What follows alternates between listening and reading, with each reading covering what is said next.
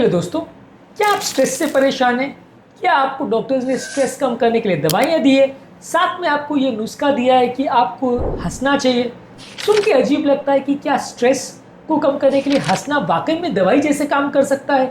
क्या आपको पता है कि ये हंसना आपके दिमाग की केमिस्ट्री को इस तरह से बदल देता है कि अलग अलग तरह की बीमारियों से लड़ने के लिए आपके ब्रेन को बहुत ज़्यादा ताकत मिल जाती है, पूरी आपकी ब्रेन की केमिस्ट्री को ही चेंज कर सकता है। आज हम बात करेंगे अलग अलग तरह की मानसिक रोगों में हंसने से क्या फ़ायदा मिल सकता है और क्या वाकई में लाफ्टर बेस्ट मेडिसिन है, और यदि ये बेस्ट मेडिसिन है तो ये मेडिसिन काम कैसे करती है।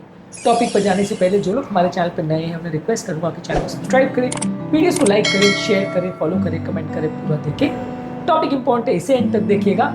टॉपिक के मिड पोर्शन में इसे इंटरेस्टिंग बनाने के लिए हमारे ट्रिविया सेक्शन में कुछ ऐसी इंटरेस्टिंग बातें आपको बताऊंगा जो आपको ज्ञान भी देंगे और हैरान भी करेंगे। और यदि आप टॉपिक के एंड तक मेरे साथ बने रहते हैं, जैसे कि मैं आपसे उम्मीद करूंगा, तो मैं आपको बताऊंगा कुछ ऐसे प्रैक्टिकल यूटिलिटी के पॉइंट्स जिस टॉपिक से मिली इन्फॉर्मेशन को आपको यूटिलाइज करने में, अपनी रोजमर्रा की जिंदगी में मदद करेंगी। तो चलिए शुरू करते हैं मेरे साथ ये हेल्थ का सफर।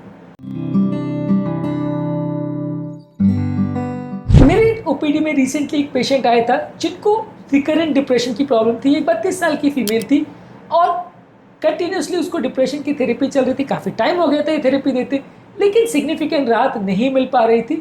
हमने उन्हें मेडिसिन के अलावा लाफ्टर क्लब ज्वाइन करने की सलाह दी, लाफ्टर थेरेपी के लिए उनको जाने को कहा, और कुछ ही दिनों में उनकी दवा की रिक्वायरमेंट भी काफ़ी कम हो गई और एक्चुअल में कुछ टाइम के बाद उनकी दवा पूरी तरह बंद भी हो गई। तो ये एक एग्जाम्पल है इलस्ट्रेट करने के लिए कि लाफ्टर कई बार डिप्रेशन को कम करने के लिए एक थेरेपी यानी इवन मेडिसिन से भी ज़्यादा अच्छा वर्क कर सकता है। इसके अलावा रिसेंटली एक बिजनेसमैन मेरे पास आए थे जिनको जनरलाइज एंग्जाइटी डिसऑर्डर था। इनको मैंने सलाह दी कि आप कॉमेडी वीडियोस देखिए, कॉमेडी वीडियोस देखने से लाफ्टर एक्सरसाइज जैसा ही इम्पैक्ट हुआ और इनकी एंग्जाइटी की प्रॉब्लम, इनकी पैनिक की प्रॉब्लम कुछ ही दिनों में अपने आप चली हो गई। मुझे दवा लेने की ज़्यादा ज़रूरत भी नहीं पड़ी। तो ये कुछ ऐसे एग्जाम्पल्स हैं जो इस बात पर प्रभाव डालते हैं या इस बात को इलस्ट्रेट करते हैं कि लाफ्टर एक मेडिसिन से या कई बार उससे भी ज़्यादा अच्छी तरह से मेडिसिन कर सकता है। आगे बढ़ने से पहले एक कॉमन क्वेश्चन, आपने कब लास्ट टाइम जोर से हंसी करी थी और क्या आपने नोटिस किया था कि उसके बाद आपके मूड काफ़ी घंटों तक काफ़ी अच्छा रहा था? कमेंट सेक्शन में लिख के हमें ज़रूर बताइए। चलिए मेन टॉपिक पर आते हैं। जोर से हंसी करने से हमारा मूड अच्छा होता है, ब्रेन में एंडोर्फिन्स रिलीज होते हैं जो कि फील गुड केमिकल्स होते हैं, जो कि हमारे मानसिक तनाव को कम करते हैं। जब हम बहुत ज़्यादा डिप्रेशन में होते हैं तो ब्रेन में बहुत ज़्यादा स्ट्रेस हार्मोन बढ़ जाते हैं जो कि मूड डिसऑर्डर्स में काफ़ी इंपॉर्टेंट रोल प्ले करते हैं। जब हम जोर जोर से हंसते हैं तो ये स्ट्रेस हार्मोन्स कम हो जाते हैं और मानसिक तनाव कम होता है। जोर जोर से हंसने से हमारा पैरासिम्पैथेटिक नर्वस सिस्टम एक्टिवेट हो जाता है जो हमारी बॉडी को रिलैक्स करता है।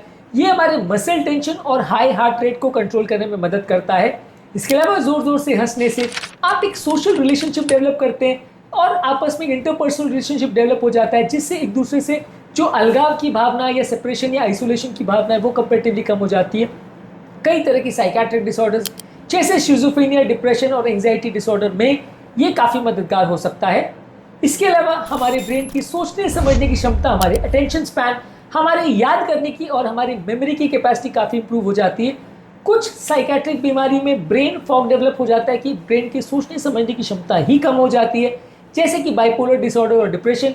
ये सारी चीज़ों में हमारा कॉग्निटिव लेवल इंप्रूव होता है और ब्रेन फॉग की अगर किसी को प्रॉब्लम है तो सिग्निफिकेंट फ़ायदा देखने को मिलता है। लाफ्टर करने से आपके ब्रेन में एंडोर्फिन्स रिलीज होते हैं जो कि आपकी पेन की टॉलरेंस को भी कम करते हैं। यदि किसी व्यक्ति को कोई क्रॉनिक पेन की प्रॉब्लम है या किसी ऐसी तरह की बीमारी है जिससे उसको लंबे समय तक बॉडी में पेन होता है, तो ज़ोर ज़ोर से हंसने से पेन से निजात पाने में भी आपको मदद मिल सकती है। इसके अलावा ज़ोर ज़ोर से हंसने से आपका रिलैक्सेशन इंप्रूव होता है। अगर किसी व्यक्ति को इंसोम्निया का प्रॉब्लम है या किसी साइकियाट्रिक बीमारी है, तो इस तरह की बीमारी की वजह से अगर आपको नींद आने की प्रॉब्लम है तो उसमें आपको सिग्निफिकेंट राहत मिलेगी। इसके अलावा आपके ओवरऑल जो थेरेपी आप ले रहे हैं उससे एक एंगेजमेंट बढ़ेगी। आप लाफ्टर थेरेपी जब लेते हैं या ह्यूमर बेस्ड थेरेपी जब लेते हैं तो आपकी बाकी ओवरऑल रिहैबिलिटेशन थेरेपी या ग्रुप थेरेपी जो आपकी अलग अलग साइकियाट्रिक बीमारी के लिए चल रही है वो आप ज़्यादा बेटर वे में यूज़ कर सकते हो, उसमें आप ज़्यादा बेटर वे में एंगेज कर सकते हो और आप बीमारी के ट्रीटमेंट के लिए ज़्यादा ओपन हो जाते हो। कई बार साइकियाट्रिक बीमारियों में पेशेंट को कोऑपरेशन अचीव कर पाना बड़ा मुश्किल होता है। पेशेंट कई बार दवाइयाँ लेने के तैयार नहीं होता, प्रॉपर थेरेपी के लिए तैयार नहीं होता, और जब हम उनको लाफ्टर थेरेपी से स्टार्ट करते हैं तो वो ज़्यादा कोऑपरेटिव हो जाते हैं और बहुत अच्छी तरह से अपनी मेडिसिन और सारी थेरेपी लेते हैं, जिससे कि उन्हें ज़्यादा बेटर रिजल्ट्स मिलते हैं। ज़्यादा ज़ोर से हंसने से हमारा इम्यून सिस्टम भी एक्टिवेट होता है। अगर किसी व्यक्ति को क्रॉनिक इलनेस या स्ट्रेस की प्रॉब्लम है या डिप्रेशन है तो उनकी बॉडी की इम्यूनिटी भी कॉम्प्रोमाइज़ हो जाती है, जो कि अच्छे से या ज़ोर से हंसने से आपकी इम्यून फंक्शन को इम्प्रूवमेंट देखने को मिलता है और ये आपके लंबे समय में कीटाणुओं से या अलग अलग प्रॉब्लम से लड़ने में आपकी मदद करता है। अब जैसा कि मैंने कहा था, हमारे ट्रिविया सेक्शन में कुछ इंपॉर्टेंट बात और साइंटिफिक फैक्ट्स आपको बताऊंगा जो आपको ज्ञान भी देंगे और हैरान भी करेंगे। तो चलते हैं हमारे ट्रिविया सेक्शन में। 1976 में नॉर्मन कोजिन्स की स्टडी आई थी, जो एक जर्नलिस्ट थे जिनको सीरियस बीमारी थी। इन्होंने डॉक्यूमेंट किया था कि कैसे हंसने से उनका पेन कम हो गया, उनकी इम्यूनिटी इंप्रूव हो गई और लाफ्टर को एक सीरियस थेरेपी के फॉर्म में उन्होंने सबसे पहले एक साइकेट्री में उसके बारे में डिस्कशन चालू किया था। नॉर्मन कोजिन्स की स्टडी थी। इसके अलावा डॉक्टर विलियम फ्राई की जो रिसर्च थी, जो कि फादर ऑफ जिलोटोलॉजी माना जाता है, जिसको साइंस ऑफ लाफ्टर बोलते हैं, ये शो किया था इन्होंने अपनी स्टडी में कि लाफ्टर करने से या जोर जोर से हंसने से बॉडी में एंडोर्फिन्स रिलीज होते हैं, जो कि आपके स्ट्रेस हार्मोन्स को कम करते हैं और आपकी एंग्जाइटी और डिप्रेशन की प्रॉब्लम को कम करते हैं। 2009 में जर्नल ऑफ साइकियाट्रिक रिसर्च में एक लाफ्टर योगा के बारे में बताया गया था, जहाँ ब्रीदिंग एक्सरसाइज को आप लाफ्टर के साथ कंबाइन करते हैं। इससे आपकी डिप्रेसिव इलनेस कम हो जाती है और अगर माइल्ड टू मॉडरेट डिप्रेशन हो तो वो बगैर दवाओं के भी ठीक हो सकता है। इसके अलावा एंशिएंट हिस्ट्री में भी अलग अलग साधु और संतों के बारे में बताया गया है कि अपनी मेंटल एनर्जी को यूज़ करने के लिए वो जोर जोर से हंसते थे, यानी लाफ्टर एनर्जी को यूटिलाइज करते थे। इसका वर्णन हमारे एंशिएंट लिटरेचर में भी है। इसके अलावा 2005 में एक साइकियाट्री रिसर्च में आर्टिकल पब्लिश हुआ था, जहाँ ये शो हुआ था कि लाफ्टर करने से आपकी सोशल इंटरेक्शन और मूड इंप्रूव होता है, जो कि शिज़ोफ्रेनिया और नेगेटिव सिम्टम्स वाले पेशेंट में या सोशल विड्रॉल वाले पेशेंट्स में मदद करता है। इसके अलावा American journal of lifestyle medicine में 2014 में एक आर्टिकल पब्लिश हुआ था। इन्होंने शो किया था कि जो लोग ज़्यादा हंसते हैं उनको कंपैरेटिवली डिप्रेशन के एपिसोड्स होने का चांस 40% तक कम हो सकता है। जिलोटोफोबिया यानी फियर ऑफ लाफ्टर, ये बेसिकली एक स्टडी है जहाँ अगर कोई व्यक्ति हंसने से डरता है तो उस पर स्टडी की जाती है। यहाँ पर ऐसा पाया गया था कि जो लोग हंसने को डरते हैं या हंसने से डरते हैं उनको एंग्जाइटी और डिप्रेशन होने के चांस कंपैरेटिवली ज़्यादा रहते हैं। जब आप हंसते हैं तो ब्रेन में डोपामिन बढ़ता है, जो कि एक न्यूरोट्रांसमीटर है, जो कि डिप्रेशन को बढ़ाता है, पार्किंसन डिजीज को बढ़ाता है। ये मूड और मोटिवेशन को इंप्रूव करता है। जब आप जोर से हंसते हैं ये डोपामिन लेवल्स आपके ब्रेन के बढ़ जाते हैं। जिस तरह से मैंने अपने पेशेंट्स में नोटिस किया, मुंबई के एक साइकियाट्रिस्ट ने भी ये पब्लिश किया था कि उन्हें भी एक्सपीरियंस हुआ कि जब वो अपने पेशेंट को जो क्रॉनिक डिप्रेशन से परेशान थे, वो अगर पेशेंट्स में उन्होंने लाफ्टर थेरेपी का प्रयोग किया तो वो दवाइयाँ भी ज़्यादा बेटर वे में ले रहे थे और उनकी रिकवरी भी कंपेरेटिवली ज़्यादा बेटर हो रही थी। इसी तरह से रिसेंटली मेरे पास एक और पेशेंट आया था जिनको साइकियाट्रिक रिहेबिलिटेशन थेरेपी चल रही थी। उनके सोशल सिम्टम्स में ग्रुप लाफ्टर सेशंस के बाद सिग्निफिकेंट इंप्रूवमेंट देखने को मिला और उनकी डिप्रेशन की प्रॉब्लम काफ़ी हद तक कम हो गई थी। रूटीन ओपीडी के केसेस में भी हम यही देखते हैं कि साइकियाट्रिक प्रॉब्लम्स जिनको माइल्ड टू मॉडरेट होती है, अगर हम लाफ्टर थेरेपी को इंट्रोड्यूस करते हैं तो ओवरऑल उनको काफ़ी अच्छा लगता है और उनकी साइकियाट्रिक प्रॉब्लम्स की दवाओं को लेने से जो वो डरते हैं उसमें काफ़ी रिलैक्सेशन मिलता है। वो दवाइयाँ भी ज़्यादा बेटर वे में लेते हैं, कोऑपरेट भी ज़्यादा अच्छा करते हैं और उनकी साइकोलॉजिकल प्रॉब्लम्स भी ज़्यादा इजीली ठीक हो जाती हैं। आगे बढ़ने से पहले एक इंपॉर्टेंट क्वेश्चन, क्या आपके परिवार में कोई ऐसा है जिसको साइकियाट्रिक प्रॉब्लम है या जिसकी मेंटल हेल्थ का प्रॉब्लम है, और क्या लाफ्टर थेरेपी उसमें कभी ट्राई किया गया? कमेंट सेक्शन में लिखकर हमें ज़रूर बताएं। अब आते हैं हमारे प्रैक्टिकल यूटिलिटी सेक्शन में। अगर आप दिन भर में एटलीस्ट 5 मिनट के लिए भी अगर हंसते हैं तो आपका मूड और एंग्जाइटी की प्रॉब्लम काफ़ी हद तक कम हो जाती है। यदि आप ह्यूमर को यूज़ करते हैं तो साइकियाट्रिक ट्रीटमेंट को यूज़ करने में या साइकियाट्रिक ट्रीटमेंट से फ़ायदा लेने में आपको ज़्यादा अच्छा रिजल्ट्स मिलते हैं। साइकियाट्रिक ट्रीटमेंट ज़्यादा सक्सेसफुली वर्क करता है यदि आप लाफ्टर एटलीस्ट 5 मिनट भी दिन भर में करते हैं।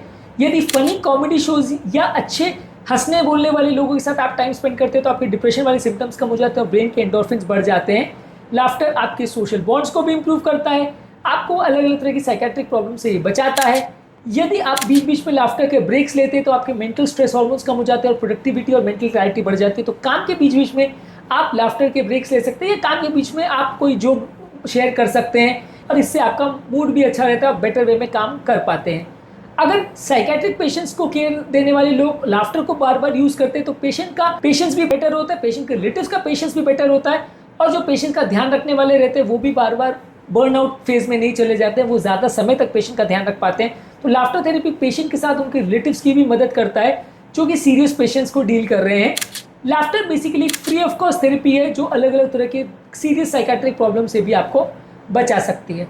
तो दोस्तों, अगली बार जब आपको कोई भी स्ट्रेस्ड अप आप हो या कोई साइकियाट्रिक प्रॉब्लम हो या एंग्जाइटी डिप्रेशन से आप परेशान हो या कोई भी तरह की मेंटल हेल्थ इशू हो, तो आप अब जानते हैं कि आपके लिए सबसे अच्छा डॉक्टर कौन सा है। जो फ्री में आपको सेवाएं भी देता है, आपकी बीमारी को दूर करने में आपकी मदद भी करता है, आपकी दवाओं को ज़्यादा इफेक्टिव बना देता है।